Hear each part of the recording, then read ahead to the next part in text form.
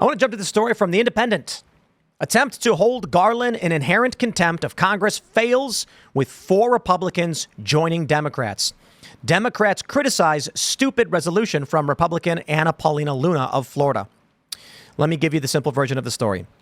Steve Bannon and Peter Navarro are in prison. Steve Bannon was instructed to turn over documents.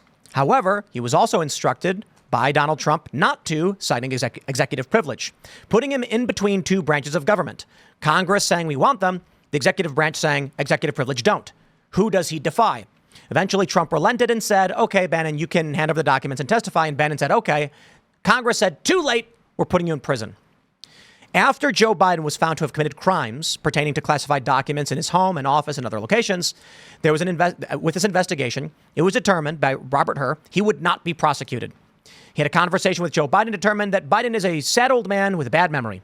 So effectively, he is not competent to stand trial, as many people have interpreted it.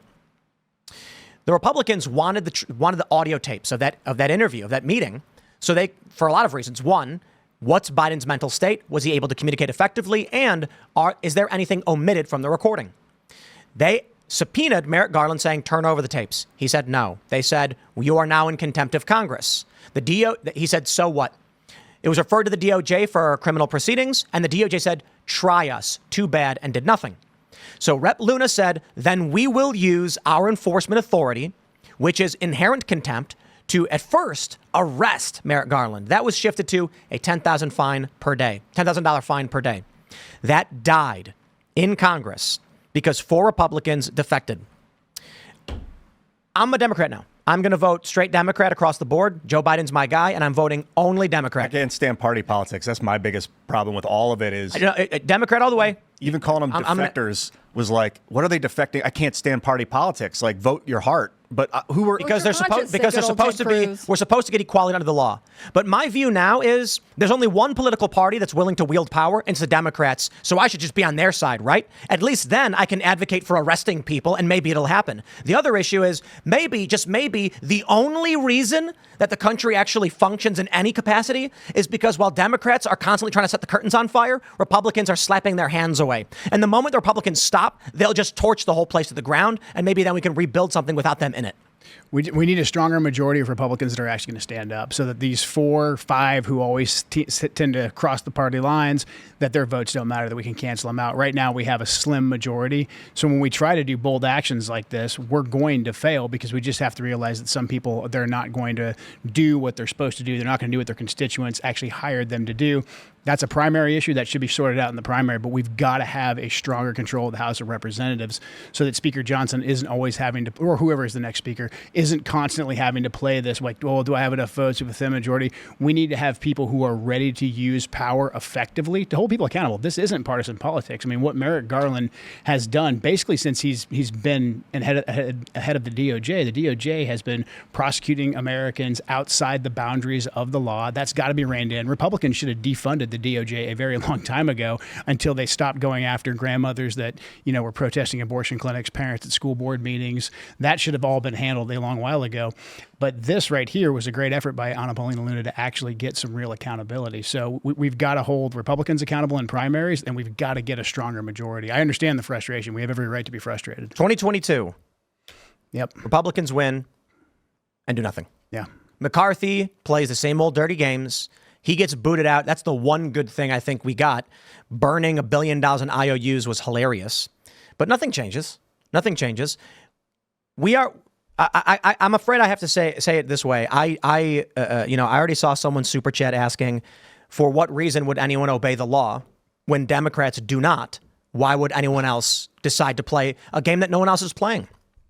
So what I see is with Steve Bannon in prison and the Republicans unwilling to actually uphold the system, what we have seen here today with this ruling, with the vote in Congress, not that it would go anywhere to be, well, it's contempt of Congress, meaning Congress could act unilaterally in this regard. If they voted for it, it doesn't need to go anywhere else. They would hold him in contempt. It be done. What we are seeing here, there's no system. There is no law. There is no legality. It doesn't matter what's on the books. If the Democrats decide to put someone in prison, they do. And the Republicans will block you from getting equality. I don't care what Steve Bannon did. I don't care what Merrick Garland did. I care that I can look at the news and say, there is a logical system in place that I can understand. Right now, I can understand what that logical system is. It is that Democrats will imprison whoever they want, and Republicans will help them. And then Republicans will block you from upholding equality. I'm not asking for retribution. I'm not asking for revenge. I'm asking that we actually see the system function as intended. It does not. They've proven that today. Republicans have just taken a dump all over the floor. And for that, it is going to be really hard for me to cast a ballot for any one of these people. Sorry, hate to say it. Because a lot of people are going to be like, but Tim, if we get the majority and Trump wins Supreme Court and we get justices and retirements, and I'm just kind of like, yeah, I don't care anymore. I literally don't. There is no system. There is nothing that I look to. There's no logic. There's no 1 + 2 = 3. I don't see any of it. I see Democrats bashing the walls, burning everything down, and Republicans holding their hand to my chest and laughing while they do it. Dude, Jamal Bowman pulled the fire alarm in the congressional building and didn't go to jail. And they say to me, but Tim, you just got to vote Republican harder. Vote Republican harder, and then maybe we'll do something about it. I'm like, nah.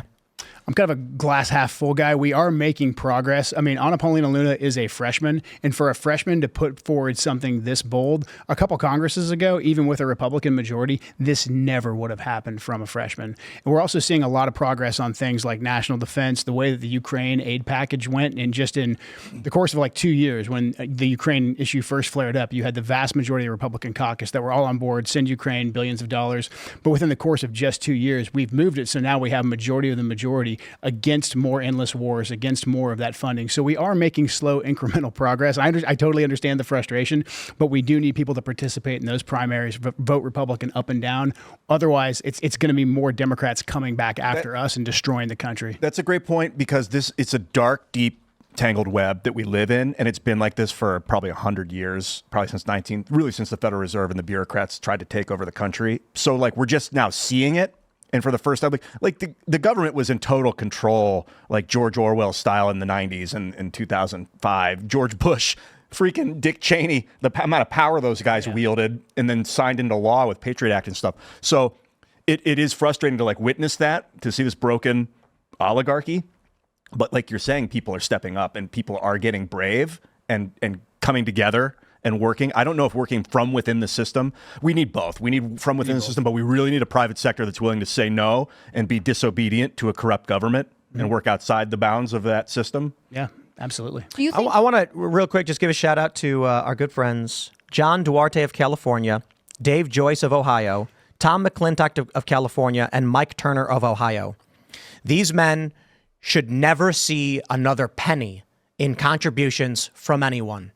Now, to be fair, these guys in California, they're probably far left as it is, and they don't count as Republicans, so it is a slim majority. As for Dave Joyce and Mike Turner in Ohio, mark my words, I will take every political lever that I have, and I will do everything in my power. I will whisper in every ear I can, do not support these men.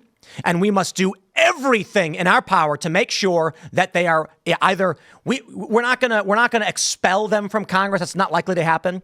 But I will do everything I can to support any and every primary challenge that comes their way. In fact, I may even personally fly down, hold an event, and stand in a soapbox and call them out personally and scream about how these guys they don't belong in Congress.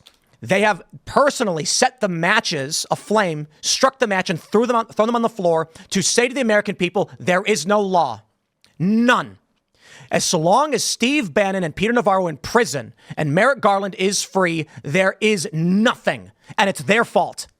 And all of them, I just checked their Twitters really quickly, that none of them have put out a statement addressing this. I mean, that's sort of my concern. If you don't like a bill and you're in Congress, okay, but give me an explanation. Right. I mean, I'm not a constituent of any of these four men, but I think that they should have to say, like, look, I voted against this for this reason. This is what the explanation was. Because even if I don't agree with it, that should be the transparency that they have with their voters. And unfortunately, in the internet age, you can get that out immediately. So it does create a pressure where they have to respond sooner rather than later. They can't say, oh, well, you know, business and this, that, and the other. Like, they could have, they probably knew how they were going to vote on this for a long time. They should have had a prepared statement that went out. Because I think, you know, again, if you're voting against this, I think I should know why. And that, again, I talk about the Mayorkas impeachment vote frequently when I'm on here because there were only 3 Republicans who defected and voted against it. But all of them were like, look, I think this is a misinterpretation of the law or whatever. I don't necessarily agree, but at least that they were explaining what their word was and why they were standing by it. I think that's sort of the challenge here, which is like, if you are not going to address it, you're hoping no one knows why you didn't vote against it. We're in the internet era. People are going to be able to find this out, immediately. But I think you're right. It is fascinating that this was a move by a freshman. I think Anna Paulina Luna is really brave, and she's definitely of a class of Republicans that are bold in what they choose to do. And I hope that is a trend among a lot of politicians, both on the state and federal level, because I think it's a new day, and we need to see some more creative actions taken.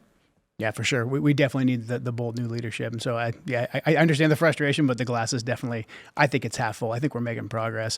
To your point, when these people vote and they don't talk about their votes and they don't share their votes and you have to dig it up, that just shows you how little that a lot of these representatives respect their constituents, because they know people aren't paying attention. So they think they can get away with a lot of these really bad votes. I'm a really big fan of what Tim Burchett does. Like he basically goes live like right as he's walking off the floor. I frankly don't see why there isn't 435 members of Congress doing that. Every single one of them do. Hey, I'm going to tell you what we just did in here because you're paying my paycheck. It was the first time I had ever seen Tim Burchett, who we were able to have on last night, was through one of his videos, walking off being like, here's what we voted on, and here's why I did what I did. I mean, for the most part, all of these congressional members have staffers. They know what's coming down the pike. They kind of know what legislation is coming up that day. They're not totally surprised.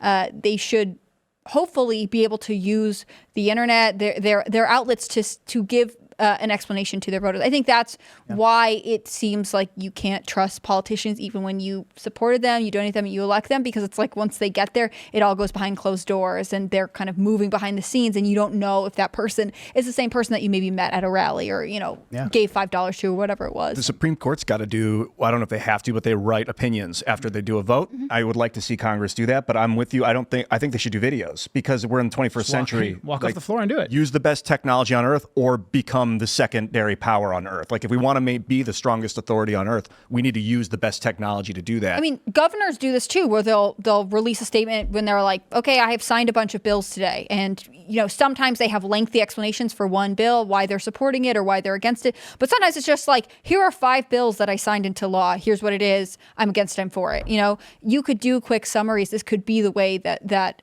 the system leverages the opportunities that they have to communicate. Because again, if you live in one of these people's districts, I think you do want to know why Merrick Garland isn't being held accountable when defying a subpoena if other people do have to comply with these congressional subpoenas. I hear a lot of people say, you got to understand optics. Joe Biden's in such disarray. That was Johnson's argument. These tapes would have exposed more of that. So why block it? It's basically a national security issue at this point. I mean, like there's a strong case to be made for the 25th Amendment. I mean, who's answering the phone at 3 a.m. when there's a crisis, anywhere in the world? Didn't Corinne Jean-Pierre say he has a team? And the other issue then is people saying, but these guys in California, these guys in Ohio are in, what did someone just say, soft red districts. Democrats don't have a problem with that. And I think Democrats in swing districts will, if Nancy Pelosi or Hakeem Jeffries goes to them and says that they want them to literally just scorched earth, swing district Democrats do it without question. They do it. The Democratic Party is unified even in vulnerable districts, and the Republicans are not. I'm going to need a strong argument because I'm not seeing it. I see an argument for Trump. Trump came out in support of Luna. But for Republicans in Congress, I can only tell you this. We got Riley Moore. I'm excited about Riley. Riley's a good dude. So we're good where we're at. I can't speak for the people of Ohio, but that's the real question, the real answer. The real issue, I suppose, is if you live in those districts, you need to get on the phone and you need to ask them why they betrayed the rule of law in this country. It's not about party. I don't like the Republicans.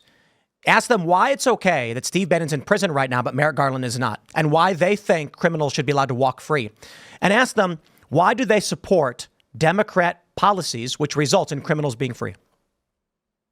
Yeah, I think that's also one of the responsibilities we have as voters, which is to know who our elected representatives are and to be active in pursuing answers from them. I think so often people are like, it happens far away from me, but really, you know, we've talked about this a couple different times on the show, but like you send one email and that might actually be the 100th email they've gotten about it. It might really have an effect, or you're pointing out something that they're not aware of, right? If you're in Congress and you think nobody in my district cares about that, then it really matters if someone reaches out to you and says, I care about this issue. This matters to me.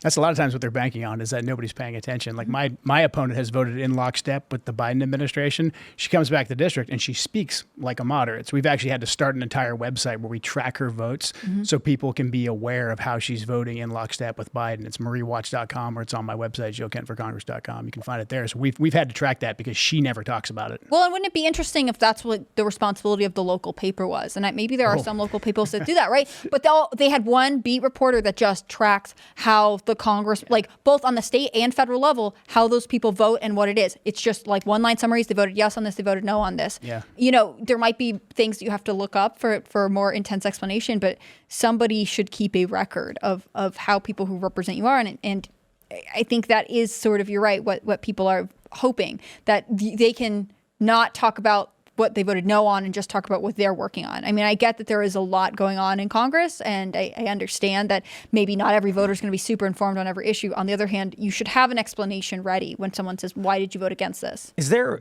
are the rules on spending money on billboards and stuff? Like, do you know, like if I wanted to say spend like $100,000 putting billboards in their districts in Ohio saying that they have sold out their country and betrayed the American people, is there a restriction on that, or aren't you allowed to do it, right? If you start a super PAC, you can spend an unlimited amount of money. But even like me as an individual, can I just? Yeah, you can do it. Yeah. Just as an individual. The only red line is if you're coordinating with somebody like a primary challenger. If you're coordinating with their campaign, you can't do that. There's a limit on money for you to do that. But if you do it independently as a private citizen, it's on you. Do targeted ads on by location. On YouTube requires you to do this like weird verification thing to be Facebook. I think billboards would be more effective. No, all of it. Doing election ads on social media is very difficult. It's very challenging. So like even when I tried running ads on YouTube, the mere mention, the word Trump flags you as a political ad. Like you could say like, well, you know, pizza Trump's whatever, and like using the word Trump as literally Trump, and it's just like, nope, that's political. You said Trump. It's an election year or whatever. Yeah. So. But I'm kind of feeling like maybe we should put together some kind of ads and launch it in their district. I don't know. It's a question. You know what I think? I think I want to do it, and I don't know if it matters all that much. Maybe I'll just do it in the next couple of weeks. I'll call my broker for billboard ads, and because I don't really care how this will impact. I don't think it will impact anything related to the upcoming election, and the primaries are over. So I more so just want to insult them because they are bad people. That you can do. The problem with getting a guy out of office is any press is good press for the most part. So an ad that says he's a horrible guy, don't vote for him, is just giving that guy free media attention, is making him famous. Yes and no. Unless you have a candidate that you can run against him that you want to promote, but that's then becomes you need a PAC. Yes and no. For celebrities, there's no such thing as bad press. For politicians, bad press is just has to be done in a certain way, right? So you could praise him for refusing to uphold the law. You could say, you know what, sarcastically, it's a good thing that he voted to allow criminals to walk free. And then people are going to say, what does that mean? And make them ask the question, and then make him say whatever he wants to say to counter it. But these are bad people. I'm so sick of these people in Congress. There's only a small handful of good people, And they've come on this show and they talk to us about it. But these other scumbag rhino establishment shills will sell this country down the river and then buy the stock on China so they can profit as it's happening. Yep, gone on for too long. But I do think when you get the right candidate and the right messaging, people are starting to wake up. People are getting more engaged. I mean, that's how you get Anna Paulina Luna. That's how you get Matt Gaetz and a lot of good guys in the Freedom Caucus, Tim Burchett. So we're slowly making progress. We just need people to stay engaged. And sometimes bad people do good things. Good people do bad things. Like I wonder about the founding fathers, and I've just got such like an idealized version of them in my mind. I think they're all like great men, just paragons of virtue. And Ben Franklin's like an alcoholic philanderer, had sex with women and kids out of wedlock. God knows the horrible things he said to people and did to people behind curtains. But because of what he did for society, he's lauded as a hero. And I think we're just seeing a lot of the maybe good people doing evil, doing bad, or sometimes their horrible behavior is getting propagated. Like Trump, people went after him for his behavior because he said Rosie O'Donnell was a fat pig. But the things he was doing was like keeping us out of wars in the Middle East for the most part. He was trying to end the wars in the Middle East. So that like history would look at that as a good president trying to end the wars, get America out of the war, if that the wars I think it is a spin issue. I mean, this is when Jim Inhofe, the senator from Oklahoma, died. The Washington Post ran this thing that was like, it's anti-climate, whatever. And actually, he has a really long history. He served in the Senate for an incredibly long time. I don't need you to love everything he did, but like, if you make everything about your own personal vendetta against people, you're actually completely slanted in your presentation of history. Thanks for checking out this clip from Timcast IRL. Make sure to watch the show live Monday through Friday at 8 p.m. Subscribe to this channel, and we will see you all there.